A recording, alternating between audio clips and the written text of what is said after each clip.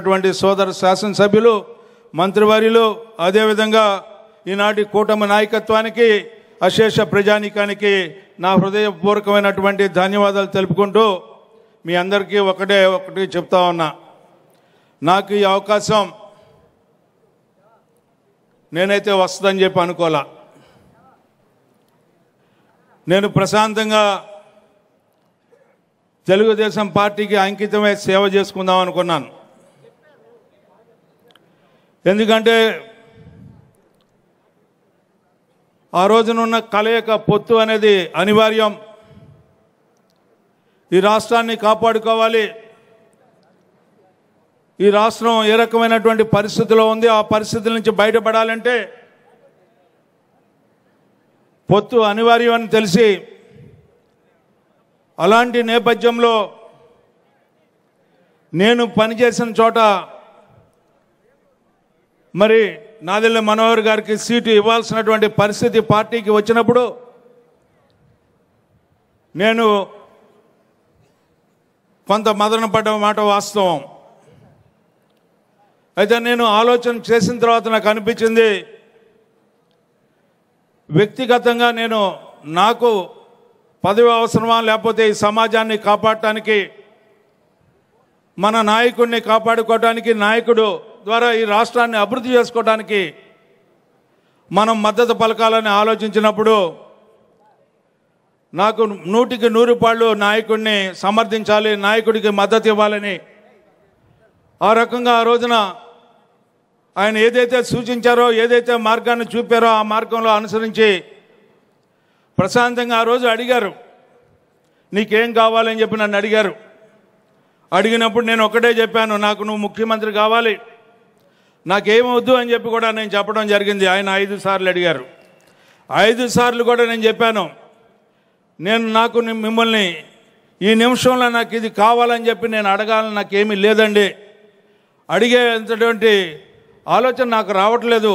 మీరు ఎన్నిసార్లు అడిగినా కూడా మీరు ముఖ్యమంత్రి అయిన తర్వాత మీ ఇష్టం అని చెప్పి లేచి బయటకు రావటం, ఆయన అడుగుజాడలో నడవటం, ఆ రోజు ఎలక్షన్స్లో మరి అఖండ విజయం, ఒక చారిత్రాత్మకమైనటువంటి విజయాన్ని ప్రజల ద్వారా ఈ రోజున కూటమి నాయకత్వం ద్వారా కూటమి ప్రభుత్వం ఈ రోజున ఏర్పడటం జరిగిందని చెప్పి మీకు మనవి చేస్తా ఉన్నా. మరి ఇద్దరు కూడా మరి తండ్రికి మించిన తనయుడిలాగా ఒకరోజు నేను వారింటికి వెళ్ళినప్పుడు ఆయనే నన్ను పిలిచి, అన్న నువ్వు పోటీ చేయాలి అని అంటే నేను ఆయన వెనక చూసి నవ్వితే ఆయన వాటేసుకొని, నువ్వు నవ్వటం ఇవ్వటం చేయబాక, నువ్వు ఖచ్చితంగా పోటీ చేయాలి, ఏదైనా ఉంటే నేను చూసుకుంటానని చెప్పినటువంటి యువ నాయకుడు లోకేష్ బాబు గారు. ఆ రోజు నుంచి ఈ ప్రస్థానం 6 నెలల నుంచి జరుగుతూ ఉంది, ఈ ఎన్నికల ప్రస్థానం.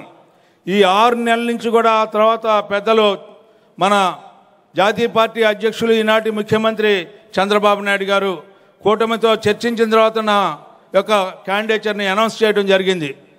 ఆ తర్వాత జరిగినటువంటి పరిణామాల్లో ఈ 6 నెలలు కూడా ప్రతి నిమిషం కూడా ఏ రకంగా ఎన్నికలను జరపాలి, ఎట్లా జరపాలి, ఏ విధంగా జరిపితే బాగుంటుందని చెప్పి ఎప్పటికప్పుడు ఆయన ఇన్ఛార్జీలని వేయటమే కాకుండా ఆ ఇన్ఛార్జీలని ఏ రకంగా చేయాలని చెప్పి వారికి చెప్పే విధానం కానీ నిజంగా ఆరితేరిన నాయకుడిలాగా నాకు కనపడినటువంటి వ్యక్తి నారా లోకేష్ గారు అని చెప్పి సందర్భంగా మనం చేస్తా ఉన్నాం. ఎందుకంటే నేను అందరినీ చూసా, స్వర్గీయ నందమూరి తారక రామారావు గారిని చూసా, ఆ తర్వాత చంద్రబాబు నాయుడు గారితో 35 ఏళ్ళుగా పనిచేస్తున్నాను. కానీ ఈ రోజున లోకేష్ గారి యొక్క పనితీరుని మనం చూస్తూ ఉంటుంటే ఒక్కొక్కసారి ఎంత స్ట్రైట్ ఫార్వర్డ్గా మాట్లాడుతూ ఉంటారంటే, పాయింట్ బ్లాంక్గా మనం ఏదో చెప్పి ఏదో సాధిద్దాం అనుకుంటే మాత్రం ఆయన దగ్గర కుదరదు అని చెప్పి మనం తెలుసుకోవాల్సినటువంటి అంశం అని చెప్పి నేను ముందుగానే గుర్తించా. అందుకే నేను ఎప్పుడు వెళ్ళినా కూడా ముఖస్థరిగా నాకు కావాల్సింది ఏందో చెప్తాను, అవసరం ఏందో తీసుకుంటాను.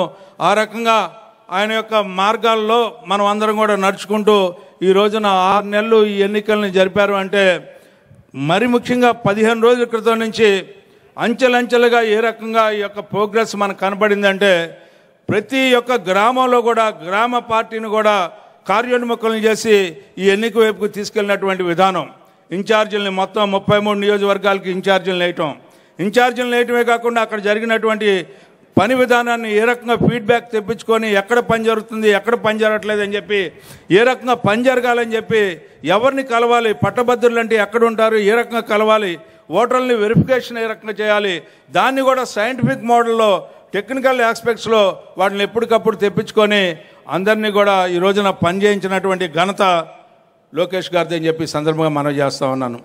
ఆ రకంగా 33 నియోజకవర్గాల్లో ఉన్నటువంటి శాసనసభ్యుల్ని, పార్లమెంట్ సభ్యుల్ని, పార్లమెంట్ పార్టీ అధ్యక్షుల్ని, అదేవిధంగా ఇన్ఛార్జ్ మంత్రుల్ని అందరినీ కూడా ఎవరిని శాసించకుండా పని వైపుకి మరలించి ఆ పనిని సఫలం చేసినటువంటి నాయకత్వం ఈరోజు మా విజయం అని చెప్పి సందర్భంగా మనవి చేస్తూ ఉన్నా.